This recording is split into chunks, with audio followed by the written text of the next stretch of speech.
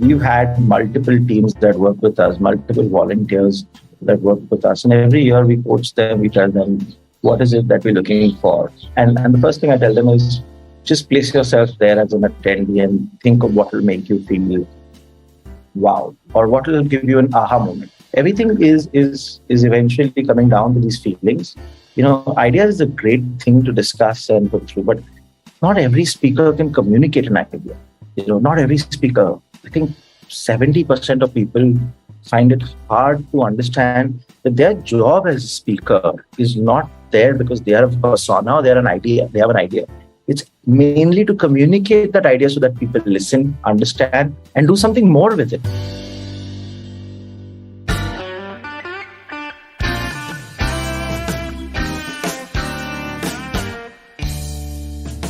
Hello and welcome to the Filter Koffee Podcast.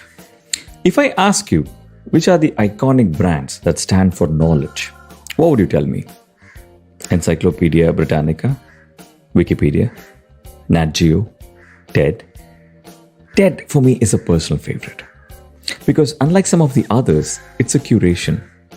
Probably the best kind of curation in the world. And curation can be quite challenging, isn't it? Especially maintaining consistency when the idea or the content is not yours, but is crowdsourced. But for 2 decades now, every TED Talk we've seen has had a consistent quality about it. Each and every one of them has blown our mind. And it continues to be the best, if not the only source to understand the most extraordinary ideas of the human species. My guest today, Yashraj Akashi, has had a great role to play in the proliferation of the TED movement in India. He is a senior ambassador for the TEDx program and is also the curator of TEDx Gateway, the grandest of TEDx events in India. I spoke to Yash about the origins of the TED movement, how TEDx played an important role in democratizing that movement, the process that ensures that every TED or TEDx talk is impactful, and how they identify these extraordinary minds in a population of 1.5 billion, and then how they coached every one of them into becoming a great speaker, at least for a few minutes. I also spoke to him about some of the most inspiring minds he's come across in this journey. You might be surprised to know that Greta Thunberg or Arunachalam Muruganandam, the man whose life was immortalized by the film Batman, they were all personalities who were first brought to the world's limelight on a TED platform. We'll speak about all of this and more with Yashraj. Stay with us. We'll be right back on the Filter Koffee Podcast.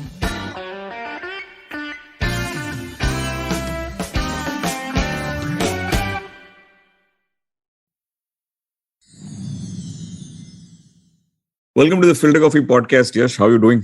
Good, yeah, Karthik. Good to see you. It's been a long time.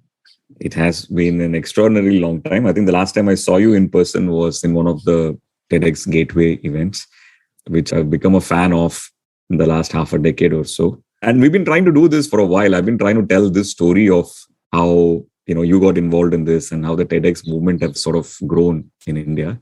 So really looking forward to this. But you know what? Before we start, I wanted to go back to one of those conversations that you and I had many years back, where I did not know the difference between what TED is, what TEDx is, how this whole thing works, what is a not-for-profit, what is for-profit and all of that, right? So maybe I'm assuming at least a small percentage of the audience is as ignorant as I was back then. So why don't we start there, right? Tell us about, the origin story of TED, right? The little I know is that this was conceived by Richard Saul Wurman, not to be confused with the recent Netflix show, back in 1984 as an event, right? Tell us more about this origin story. Yeah. So TED started off in 1984. Richard, flamboyant guy, actually. It's flamboyant guy. And he basically wanted to think about how do you get the best minds together, right? As an architect, city planner, he had access to some of the best people and he would always connect them. And, we hear this at TED quite often, that the first TED, and it was called TED 1, TED 2, and so on. And he was able to get the best minds together and some of the most diverse thinkers together. And that was a rare thing. And at that time, you were not looking at social media the same way. You were not connecting and following posts the same way. So all of these things that today seem so easy were done by Richard painstakingly, actually, to bring some of the finest people together. And the agenda was simple: share ideas. People should get a space to share ideas. Right. And that went on for a while. In 2001, one of the TED attendees, Chris Anderson, partnered with Richard, took over the Sapling Foundation, and then he started rewriting the story for TED. And I think around 2007 is when the first video went online. And it was an instant hit. I think it was Ken Robinson, and his talk was the first talk to go there. And I remember in one of the many sessions that we've had access to, and we've seen Chris talk up close and personal about it. He always remembers how it was overwhelming, and how they were able to put up a video in this pre-video era and realize that they needed bandwidth for it, and they needed server space for it, and it was just changing the way TED was originally planned. And they realized there's so much value in these videos, and so on. Then they started releasing more videos. It went on and on and on. And in 2009, they introduced something called the TEDx program. And the intent of it was very, very simple. That if we can host this kind of a global TED experience, what if we give our guidelines, and what if we give away our brand, to others around the world, to help them find grassroots ideas that are there in every part of the world, right? And, I think this has a lot to do with Chris Anderson's thinking. He originally comes from the publishing business background. He also knew that, if you're able to grow the community around this, and people are able to host events throughout the year, it's going to be super powerful when all of it comes down to the main event, or all of it comes down to the main website or the main video space, right? Like today you see, I think, over 175,000 plus TEDx talks, over 38,000 plus TEDx events. It's a huge movement. Not many understand how big this is, but there is a TEDx in every corner of the world. I think almost around 5 or 6 TEDx's that happen in a day. And everyone does this with the same passion. They're searching for ideas that really matter. And it's free speech. It's actually letting ideas succeed. So if you look at the whole timeline of how TED started off and where it is today, bulk of the movement is something that people can adopt by just hosting a TEDx event. Right. A bunch of things to sort of decode in what you said about TEDx. But before I go there, in the early 2000s, I always thought TED Talks was created by a guy called TED, right? Obviously, it took me many years to understand that TED is an acronym, right? Because you use the word community, right? Talk to us about what this acronym is, and why is it this community of these 3 elements coming together? Yeah. So TED stands for technology, education, design. There are many other things that go in between just TED, right? There's so much. Like most of the speakers are inspiring. There are so many talks that share. They basically change your perspective. Like I was able to see one of my very few favorite TED Talks. I mean, I have so many, but the few of them that I keep on going back to is the one by Pranav Mistry. And I think a lot of Indians have seen that talk. That's been the introduction to TED and TED.com. Pranav talks about this simple technology that he built that could probably change the world and is changing the world. It's called Sixth Sense. And just with the use of fingers and hand, he was able to use a small projector and instruct projector what to print. Like if you want to know the time, you just put your wrist up and you put a circle and the time just comes on your hand. I'm like, wow. And this was, I think, around the time or just before the time the iPad was discovered. So, those who saw that video really didn't think the iPad was like that wow. Pranav Mistry's idea was wow, right? It changes the way you see things. And I'll tell you, the beauty about such stuff is, every journey can shape you, mold you. It builds your perspective.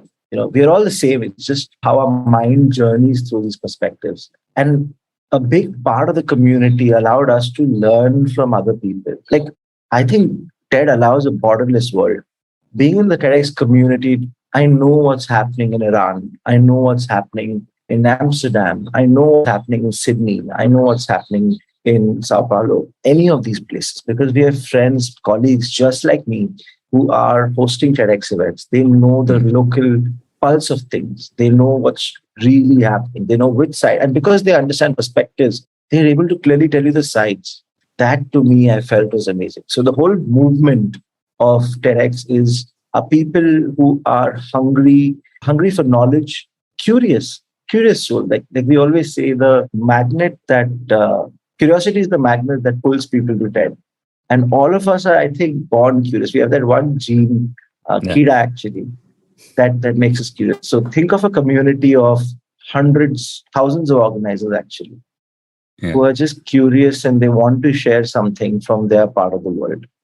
And that brings you to 38,000 events, 175,000 plus videos. Mind in any part of the world, name it. Yeah, to do in terms of bringing this community together in India. But before I go into it, right, like you mentioned curiosity and knowledge. And, for me, I think when I bought my first iPad, I think one of the first apps I downloaded was TED, right? And it's one of those few brands, like a Wikipedia, like TED, like National Geographic. There are a few brands which have become iconic when it comes to, people who are searching for knowledge in the world, and they've remained pure. But what I love about TED especially is that while the others are the one place where everyone comes to, TED has sort of, in some ways, democratized that through the TEDx movement, right? Can you talk to us about the difference between TED and TEDx and how that has just made things explode to a completely different level? Yeah. So there's obviously confusion for a lot of people who hear TEDx and then they realize TED is different. We get that quite often. In fact, the first few years, a lot of teething issues. And we used to play a video at the start of all our events, which is prescribed by TED, that to say that this is independently organized, it's a part of the movement. This is content that is researched by and put on stage by a local curator, all of those things, right?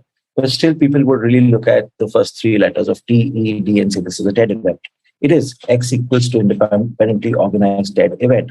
But if you go down to the nitty-gritties of it, TED does a very large conference every year in Vancouver. It's like the mecca of ideas, right? I've been going there for a very long time, every year consistently. Even virtually, they've been able to curate some of the most important speakers, thought leaders, and ideas of our time. Like, you want to talk to the guy who discovered, who found the right picture of the black hole and understand the thought process. It happened a few days after that picture, and we were able to speak and hear that person on stage. You want to understand what exactly is the Boring Company by Elon Musk, and we get to see like first time ever visuals of what it's going to look like with this new company called Boring Company. That kind of thinking, that is where the global thinking happens, right? People attend that. It's a huge conference. I think over 2,000 people, and there's a wait list to get it. It's one of those few places where if you get out for a coffee in the break, you probably spend half of the break standing in line just to enter in. And you want to enter in. You don't want to miss anything. And we took those ethos, right? We took exactly all of that. When we did an event at NSCI, I think 5,800 people in the first year of doing it and 6,000 people in the second year. We wanted the same thought. We wanted the same thought that, hey, it's a 9-hour event, single day, and TED is usually 3 days. But in those 9 hours, we want you to feel that you're going to see the world. In those 9 hours, we want you to feel that ideas that matter to you, are important to you and your surrounding are seen, and you get to change perspective. You just feel, wow, I got a way to see the world different. And we took those ethos to build our own TEDx. And this is where TEDx comes. TEDx is being independently organized. They have a guideline. Like, there are multiple levels to a TEDx. There's a standard license. There's a level 2 license. Now it's called legacy. All of these licenses are there. There is a university license. There's a youth license. There is a TEDx women license. And it gets confusing for not the local consumer, but usually it gets consuming for people who are partners, sponsors, agencies, all of that, right? And we get these questions saying, what is the big difference? And then, I was explaining to a big tech company yesterday saying, imagine if you were to start your company in India, you would obviously send an MD, you would have a team, a board. But if your objective is to make sure you reach every corner of the world and you have a local system, a local unit in almost every city of the world, how would you do it? Yeah, it'd be crazy. It is. And TED's been doing that with really a powerful team that sits out of New York. They're able to curate so many teams around the world. These are local champions, local ambassadors, local licensees who are able to keep the ethos of TED and allow the licenses to flourish. Majority of these events are school, colleges. So if you're below 18 years old, there's a TEDx youth license. If you're a university, there is a TEDx university license. If you're just rebroadcasting from a TED event, that is already happening, curated by TED. There's a TEDx Live license. And all this is freely available on TED.com/TEDx. It's always been there. They're very transparent. Our organizer guidelines, our rule books, everything is there. And sometimes people feel, hey, TED is different, TEDx's don't follow rules. No, there are few basic rules that every TEDx has to follow. No sponsor on stage, no co-branding. Remember we spoke about how we can do something with Brew. I remember Brew was right. And I said, there's a problem. We can't do a TEDx event there because we can't co-brand. We can independently do it. And there's a lot of thinking behind it, right? There's a lot of thinking that, let's put basic guidelines that don't mix the content and the expectation of people, right? So a lot of colleges that come to us saying, festivals going on. Can we do a TEDx around this? And no, you cannot. You do it separately. A few days later, don't mix the two. No sponsor on stage was a big game changer. In India, as you know this, right? Every person giving you even a rupee wants to go on stage. They're like, what do you mean you're coming to me and asking for my money, but not putting me on stage? We've gone through this with 100 people, actually more than 100. And, it's just difficult to explain the mentality saying, would you believe TED's credibility if someone could just pay and go on stage? And they're like, no, we wouldn't. Exactly. Some of the finest speakers are sitting as attendees in the conference. You name the person, they're attendees. And that gives us pride, right? When we see that audience list, almost every second person is a known personality. They're giving you valuable time, 9 hours of a valuable time of an industrialist, a banker, a scientist, a politician. In your audience is a wow thing. They're listening to people on stage that matter. And each one of them agree that, listen, we live in the world of these people who are on stage. They are the guys who have the ideas. And out of respect, we want to be here listening to them. That's the beauty of what TEDx is able to create. That's the beauty of what you do with 12 years of curating ideas and being an ideas conference. Not a thought leadership event, not one of those media events where you have anyone and everyone going on stage to make a statement. You're not making a statement, you're actually creating the future. And it's so important that people get together. So TEDx's various types of licenses, the intent, the guideline, and the outcome. And the outcome is Greta Thunberg, right? Comes out of TEDx Stockholm. The outcome is one of my favorite speakers, Arunachalam, the Padman. All of these guys individually have been TEDx stage discoveries. Kailash Satyarthi, for example, or even Ritu Karital from the Mars Mangalyaan mission. All of them were on a TEDx event first. The world wouldn't have discovered them. And I don't say that to boast, but I'm just saying that the movement is structured in a way that we find ideas and put them on stage. Yeah. I know you will never do it, but if you ever did you saw them first on TEDx sort of a video, that would be like mind blowing, right? Even we have a slide. Just the Indian chapter. Yeah. No, we have a slide.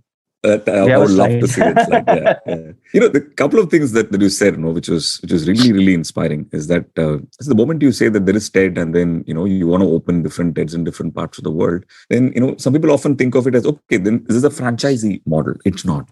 Right? Like what I love about TED is it's almost like there is the philosophy of Apple and then there is a philosophy of open source, both coming together. Why I'm saying it's not a franchisee model is because it's not the same product that is being made in different parts of the world, right? Every product is so unique. I've been in TEDx Gateway and I know that the event that you put together in Bombay mostly.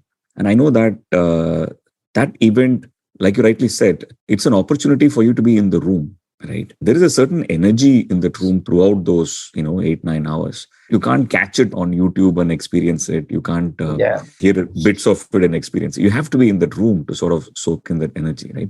And that comes from massive curation at your end, isn't it? Right.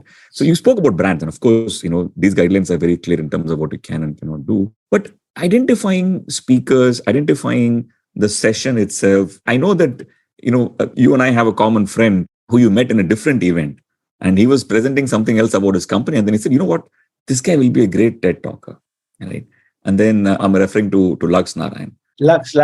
Yeah. Anant Rangaswamy actually introduced us, and another common friend, I'm sure, but I miss Anant actually. He's been one of the guiding lights. Even after getting the guidelines in 2009, 10, Anant actually made us realize how to implement this in India. So a big part of what we're able to do as TEDx Gateway is because someone said, this is how you can interpret and still find great ideas in India. It's not just about bringing someone from abroad.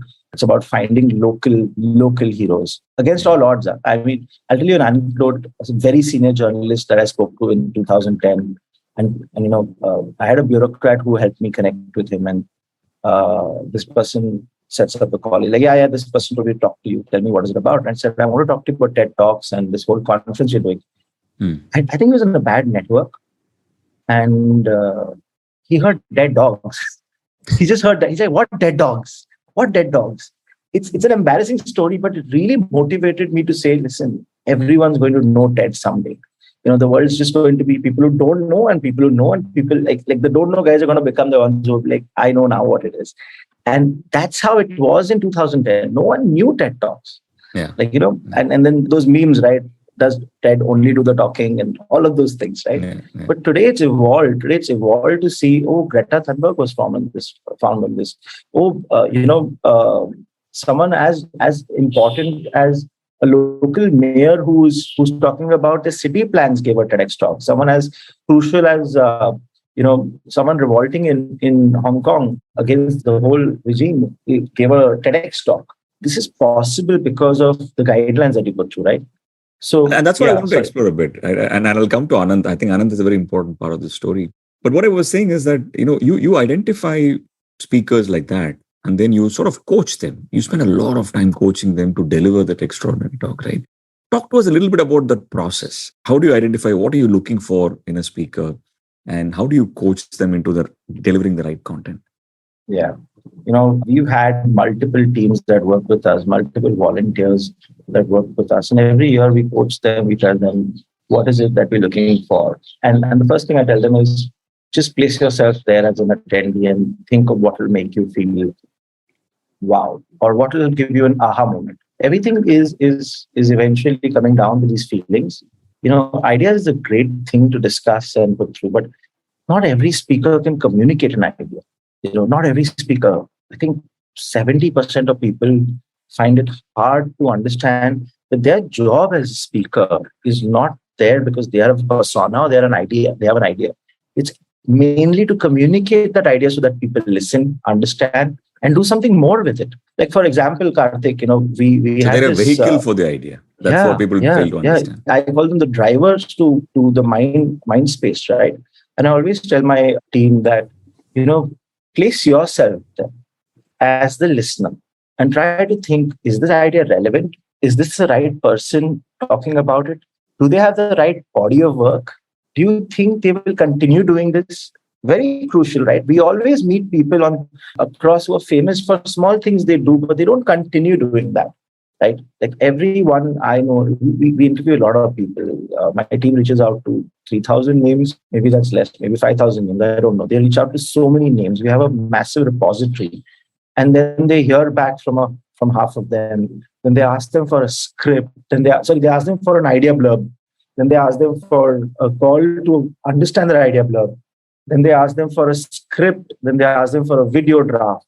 There's an entire 2 to 3 month process, minimum 2 to 3 months process. Like one learning I'll tell you is Danish Siddiqui spoke on our stage at the last TEDx Gateway event in Feb 2020. I think it took us 4 years of meeting again and again and again. And we had always written down on a piece of paper the first few lines of his talk. I'm a witness. Like he's a photojournalist, and when I first met him, it was the Rohingya crisis and a few things. But the one thing that we both agreed is for the TED Talk, you're a witness. You're going on stage as a witness. You're not saying, I'm a photojournalist for the writers and this is right. You're a witness. We never built on that talk in the first go, second go, third, fourth go. Finally, when we met up and I'm like, finally, are we going to do this? He said, yeah, I think I'm ready now. And this was just a few months before February, I think 6-7 months before. And we said, great, let's do this. We have time. It took a while for him to write that because there's so much of passion that he had to compress into this one script. But we always knew the purpose was to show the world as a witness between two sides of conflict. So his photos show both the sides of conflict. There is a picture which he's shown where an army guy is throwing a grenade, and then there's a picture of a bus passing through it. I feel I'm a witness to such amazing stories. It was very relevant. The persona was right. There was no way he was going to change what he's doing. He's going to keep going on. And he did that. He went on. He kept showing injustice as a witness to injustice, right? There was so much to learn from. Like imagine years and years of being there in conflict, right in the middle, and being able to capture it. I think that itself, when as a curator and as a team, we are able to feel that saying, wow, this is an experience Karthik should have. This is an experience, Kumar should have. This is an experience that, Nikhil should have. It's what we want to give to the world. An idea is what you give to the world. And think of it. Do you give an idea that someone doesn't accept? You have to give it in a way that they accept it. So that's what goes on. There's an entire process. And there's so many talks. I can go on and on. I just feel so passionately about this. Like I was just remembering Govindraj Athiraj's talk on misinformation and how this misinformation is created. I think he started talking about it way before fake news became a keyword, isn't it? Yeah. And the intent around it, right? Hearing from a person who is able to go through thousands of pieces of fake news, now probably millions of pieces. There it was still thousands. And understanding what is the process this is being made, like how is this being made, where is it coming from, why is it coming, what is the devious thinking behind this, and then how do we combat it, and how do we prepare others who WhatsApp forward this on WhatsApp University, right? That was very early on, and I'm so inspired by a person like Govindraj because I know he stands for what he speaks, body of work, persona. And he passionately stands for it. There's so much to learn from him. He's relevant to our society, not just our society. His talks now watched by so many people. These are few characteristics that never go wrong, never go right. Like Arohi Pandit, this young girl, 23-year-old, who circumnavigated the world in a microplane, I think. And I was like, wow, what is the feeling of doing that alone? The risk. You have your entire life in front of you. Why would you do that? The risk and the energy that you want to keep going through, I don't know if she said this and I hope she doesn't feel bad I say this, but she landed in a militarized zone by mistake. Now imagine the risk that you're landing in a zone where you want not to and still getting help because you're this young person trying to do something. Wow, these are the stories. I'm telling you, these are the people who are building our world. They're not the ones that are just speakers. So we have the responsibility of curating that. We have the responsibility of marking time. Art marks time, but I think ideas mark time better. And I think, TEDx is going to be that medium, that knowledge hub, which is going to mark time. You want to know what's happening in Iran? There is a TEDx talk that's going to be there, or it's already there. You could mark time and say, this was the time when it happened. So we live in the world of these people, and you have to, it's our duty. I feel passionate. I tell my team, it's our duty to put this across. We are duty bound. We are like, I always say, my research team is a team of officers. These are people in a way that they are finding their responsibility and a duty to do something. They are people in society who are looking at ideas saying, hey, no, not just because you're a CEO, but what is it that you're doing different? What is it that you can take as an idea? Your persona is second, idea first. Okay, then your persona. Then your body of work, then your relevance. Relevance is also superbly crucial. Hey, it's a very powerful thought, to do a timeline of different ideas, for example, misinformation / fake news, when it started and in what shape and size it has taken, so on and so forth. But, there is this, the concept of an idea and how powerful it is. And then you have the compulsions of obviously also putting out a quality content, right? And I know you don't compromise on that at all, right? And it's great if both of them meet, but I'm assuming there are times when you'll have a great idea, but you just will not be able to deliver a great talk from that speaker, right? Are there occasions like that? Yeah. Many occasions. There are many reasons, right? And in 2015, we hosted something called TEDx Gateway Women. I think one of my favorite events, like one of those events that brought me back to life. Many other things also. One is my wife saw me there. She was an attendee. So she said, "Oh, that's where I first saw you." And yeah, a lot of these, like we're going to do that event again on 18th November at NCPA. So it brings back so many memories. It's called TEDx Gateway Breaking Barriers now. And one of those times when we had put up a speaker, I remember quite a few actually. Leela Sheth was one of them. Mrs. Leela Sheth, I think when we first spoke to her, she was 85. And she delivered the talk at 85. And it took us a while to explain to her what is TED, why at 85 you should still consider giving a talk, and why it matters that you talk about, you don't do a Q&A and you just don't talk about your life, but why it matters you deliver an idea. And, it took us a while. My colleague Shruti Rambia and Sneha Rambia were co-curating the event with me. And there was a team of women that they had. They were so sure that we need to put her on stage. And a lot of things, age was one issue. The barrier of understanding why should I do a media event with cameras at this age, and why should I prepare, rehearse? As speakers rehearse a lot, right? It's not that everyone says, "Oh, it's a scripted talk." In a good way, it's a scripted talk. We are valuing the time of the audience and scripting There something is and movements preparing. on stage also, isn't it? Yeah. Sometimes there is a presence. There's always a presence coach who helps you deliver better. And presence coach doesn't only just make you do movement, but it's about being comfortable in your own body on stage and not worrying about thousands of people. Like you have 6,000 people looking at you and you don't know where to look, right? How do you combat that? So there's a lot of that. So we went to the whole process with her, first script, second script, third script, first idea, second idea, third idea. And everything was on the phone. No Zoom, nothing. Similarly, Sonam Wangchuk, everything was on from Leh to Bombay. Everything was on SMS. Our scripts used to come as, link 1, link 2, link 3, link 4, link 5, link 6. But we were so sure Sonam's doing something amazing. We have to put him there. We have to put him there. We have to put that school that he's built there. It wasn't about, hey, this idea sounds good. I'm like, listen, this idea is revolutionary. And the talk was about changing the education system. All of us have gone through an education system that's outdated. What is Sonam doing that is different? Similarly, the talk with Leela Was it the first time his story came out? Yeah. I know there's a movie where they speculate and all. I don't think it's anything related, but yeah, the first time he went out and spoke in a very big way. I think his talk was built a few days before the conference because we had to rebuild a lot of things, the slides and all. But what a lovely talk, right? What a lovely talk. Even Captain Raghuraman's talk about diversity in the Indian Army. Yeah. And he talks about, it is never cast a creed in the Indian Army because one mistake comes back with the body bag. It's not about you're going to get fired or you lose your job. You and your colleagues could be facing bullets if you do a mistake. He spoke about so many things. So back to Leela Shetty's talk, she basically wanted to talk about inheritance versus dowry. And it's one of those talks that took a long time to build, but it came out so beautifully well. If you see the talk, up till probably 2018, it had only a few thousand views, maybe 2,000, 3,000. Now it's, I think, recently close to 12 lakh views. What changed? One, the talk was always amazing, right?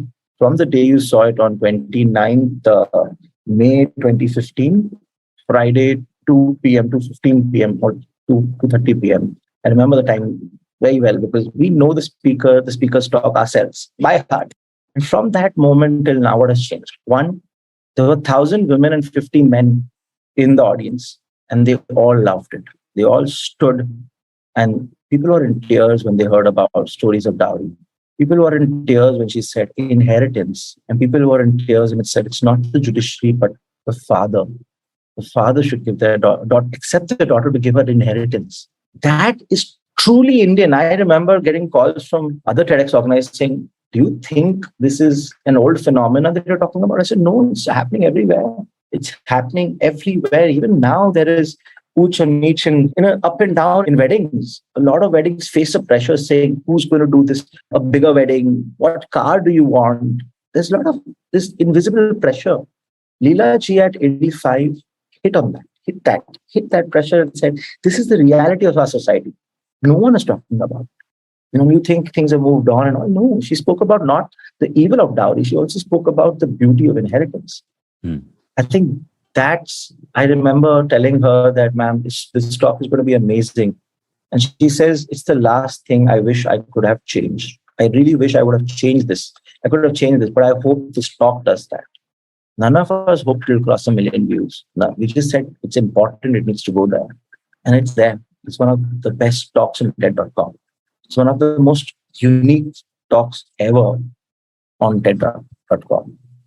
So Leela Sheth, Captain Raghuraman, Sonam Wangchuk, Padma Shri Sudharak Polveji, all of these individuals were first time on the TEDx platform, and each one of them shared an idea. And I feel happy to be a witness to that timeline. It's actually a timeline of new India, I would say.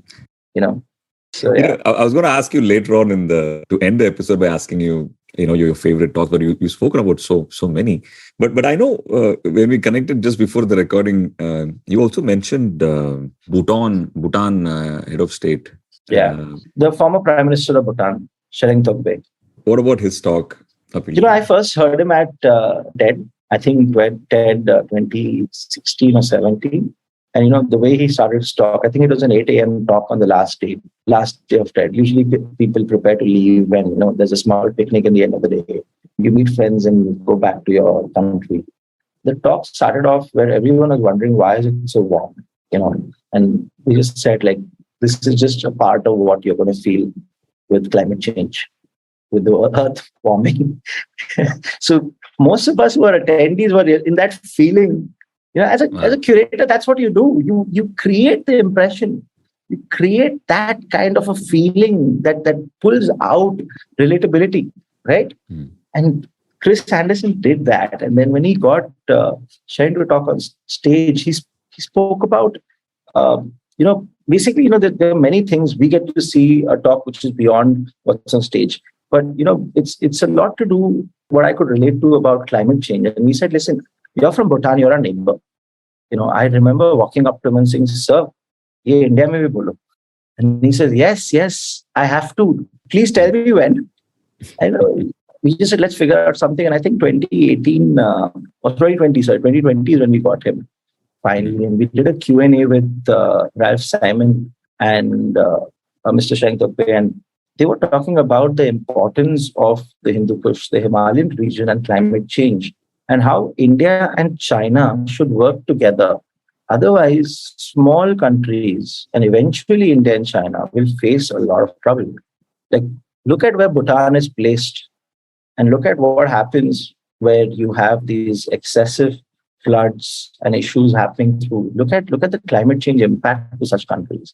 Similarly, Ricky Cage in 2018, Ricky is a Grammy awardee, multiple Grammy awardee, and he's built a niche, which I think is actually not a niche, it's the thing now, where he creates music to talk about climate change. He talks about countries that will be wiped out. He talks about animal extinction, all of this through music. He had launched a project called Samsara then. He said about something similar, saying, listen, I spoke to the president of Kiribati. They won't have a country. That's how serious this is for some people. It's going to happen everywhere. We're just being ignorant about it. You're not going to be able to revive an animal species that easily again. And no one really looks at it, but let's use music to communicate that. Similarly, having a head of state or a former head of state on our stage to talk about an important topic in front of ministers, industrialists, people who know this is important, probably people who also ignore it. And then doing that kind of a conversation was really crucial. We had the former president of Mauritius, Mrs. Amina, right. And she's a scientist actually, and the first woman head of an African country. And when she went on stage and she spoke about the same thing, about diversity, women leading, a lot of these things, it matters that you hear it from them. The right persona, the right body of work, the right impact, relevance, and so on. That's how you curate these talks. Beautiful. And there is always a wow topic. Like this event, we have a planet hunter, and we have a planet hunter. The one that's coming up. Yeah. I'm very excited about a planet hunter. A job at NASA is to search for new planets. She's a planet hunter. Man. Yeah, I think. Where do you see that? Right? It's like, wow, I'm gonna take time on a Friday evening to go and see a planet hunter. I'm already excited. I'm like, wow. In the Millennium Falcon. Yeah. Listen, I wanted to end the episode, Yash, by talking about something that's personal to both of us. And you mentioned it in the beginning of the episode. That's Anant. And, for those of the people who are listening to the show who've not had the pleasure of knowing Anant, I think he has a business card of a journalist, but he's much more than that. He's, some of us would refer to him, he's a provocator, right? He's if he feels there is something of substance in someone or in something, he will ensure that happens. He'll call you and say, listen, you should do this. You should do it this way. And he often derives pleasure out of seeing those things come to life, right? And that's how he lived his professional life. And of course, he's no more. Just a few months back, he passed away. But you had the pleasure of having Anant as one of your advisory board members. Talk to us a little bit about the journey with him. No, he was a father figure to me, I'll be honest with you. He was a father figure. My father would complain to him that he doesn't listen to this. And and he would explain to my father saying, "Nahi, acha kar raha hai, don't worry." And my father really wanted me to be a bureaucrat, work for society. And then I started doing these events. And he's like, "What events? What is this events? How is he ever going to do anything?" And then Anant, Vishal Gondal, and a few people really convinced him, saying, "No, I think he's doing much better than what he could do otherwise in the system. I think at a young age, if he's able to do this." So Anant was very instrumental in letting me do what I'm doing. And, that was just one thing. He was also the person who bajawed me. You would know this about Anant. If something's wrong, he'll tell you. And today it's so difficult to get a real opinion. Anant was always the guy with the real opinion. Like, there are times in our careers we feel lost. We think we're doing the right thing because everyone expects us to do the right thing. But sometimes we deviate a little bit. It happened to me a couple of times. And I think single-handedly, it was Anant who brought me back. In fact, one of my last few conversations, he said, "What is this metaverse and all you're talking about? People still don't have water." He was so touched upon that topic that he saw in 2011 at NCPA about how, in a situation of a cloudburst or a situation where people don't have water to drink, even though there's water everywhere, you can't drink it. And Michael Pritchard had this small device of a pump that could purify any kind of water. That was an aha moment for him. Like Michael Pritchard's talk, I think, was an aha moment. And then there was the Velo Wheel talk where they said, where a simple idea like a lot of Indian women in rural areas have chronic back pain and other issues because they carry this matka for 2 to 3 kilometers. And this Velo Wheel was a simple wheel where you could basically take that drum, fill water, and then push it like a cart. And that aha moment, those aha moments really mattered to Anant. Low cost housing, water, sanitation, healthcare, but primarily water. And I know he worked a lot to see if he can have just something on water, right? In fact, he wanted to create an awards event for organizations which are using water very well. Maybe we should still create it for him. I think Anand wanted to create an award event or basically a platform for people who are really doing work that fundamentally matter. And he said, what is this metaverse and AI and all? All these are secondary. Look at what's still happening around. Your event should talk about that. Pretty upset that I was talking to him about all these other things. And for me, I went back and I told my wife Akanksha, saying, Anand said this to me. And she said, why you know about it? Like, he's right, actually. Somewhere down the line, maybe we deviated. Maybe, and I would take it with that onus that Anand said this, so it has to be. So he was the guy who would course correct a lot of people, not just me.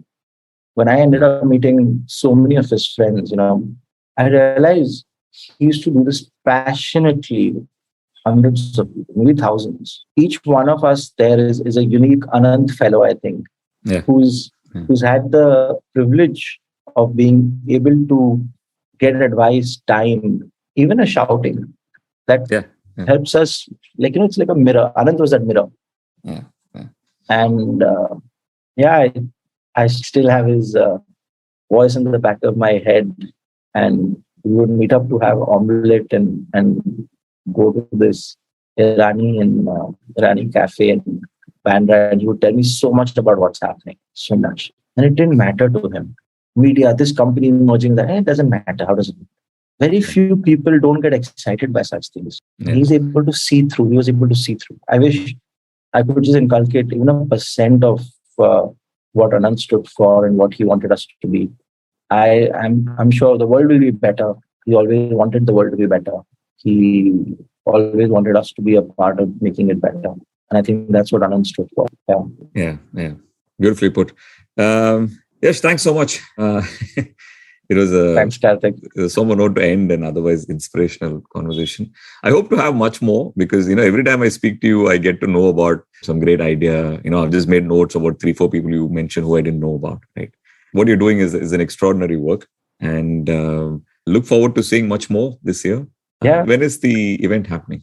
It's on Friday, 18 November. The website goes online tonight. And I think we already have, it's a 10 or 11 speaker event. It's going to have Aditi Mangaldas on stage with a performance. It's going to have Seema Anand. Oh, you should see Seema Anand's work. Both Aditi and Seema actually are amazing. But if you haven't yet seen Seema Anand's work, please go see it. It's going to have the Planet Hunter, Jesse. That I'm excited about. Yes. Yeah. And many others. Like one of the ideas, so we have this list of on stage, almost on stage, in conversation, maybe for next year. We have this list of hundreds of speakers. For every one speaker you see on our TEDx Gateway stage, be rest assured at least 10 others have been considered before that one has been selected. And many other factors, right? Sometimes they can't make it. That's one factor. But most of the time is the script not coming on time, rehearsal not being done. Like we've given a speaker, like Sudhara, we went on stage 4 days after getting a confirmation for like 2 months of working on the script. Hans Dalal, you should see Hans Dalal's work. Both Sudhara and Hans Dalal, amazing work. Yes. He was like, should listen to him speak about it. Yeah. And he's like, Yash, will I go up on stage? I'm like, if you rehearse, yes, you will. And I think 2 days before, he's like, I'm not sure if I'm on stage or not, but I've rehearsed a lot.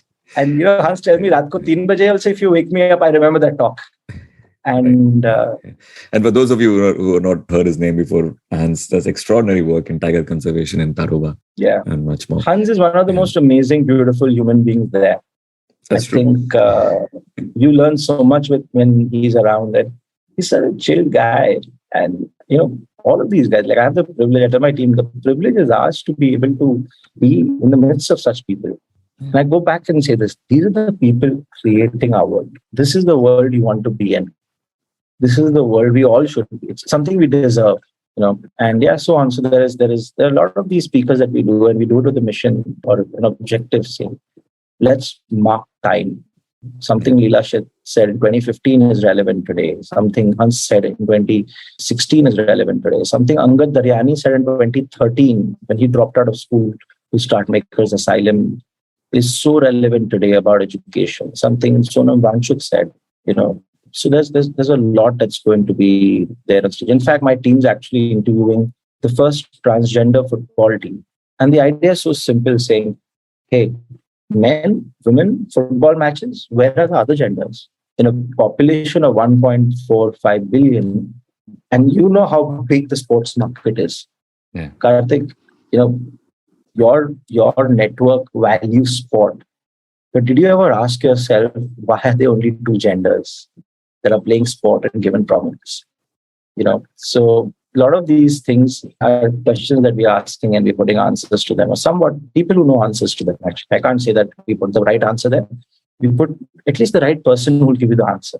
Mm-hmm. And most of these are 0 to 1s, So please do come. Please just go to TED.com or go to the YouTube page of TEDx. You have an idea from every part of the world. And I do this. I sit and watch a random idea every day. And I send it to my team. Check. Like yesterday, I saw this idea of a girl. It's a TED Ed talks happen in schools now. Young kids can go on a small stage and give a TED Ed talk. Mm-hmm. And this girl who spoke about something very crucial, and we're going to see if we can find someone relevant in India, saying why is it mental health and understanding mental health taught in school as a subject? Mm-hmm. Why is it identified by parents and a psychologist, but not taught to kids about being aware? And I was like, oh, wow, that's important. I remember Aditya Thackeray talking to me about this, saying, school mental health. And I said, why is it no one else doing? Said, yeah, no one wants to. It's a little political issue to introduce something as a school topic, but this is so crucial, right? I said, yeah, it is, because kids face a lot of different kind of politics. So anyways, a lot of these ideas, I wake up every day thinking of. I bet you do. And what a lovely way to do your work. Yes, thank you so much. We all are looking forward to the event in November and hope to pick up this conversation another time someday. Thank you. Likewise. Thank you, Karthik. Thank you. Stay curious. Bye, guys.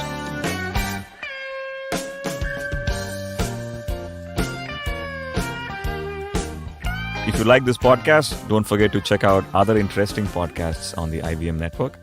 You can listen to us on the IVM Podcast app or ivmpodcasts.com. You can also follow us on our social media. We are at IVM Podcasts on Twitter and Instagram. And if you want to reach out to me, I am _Karthik, that's Karthik with an H, on Twitter, and Filter_Koffee, that's coffee with a K, on Instagram.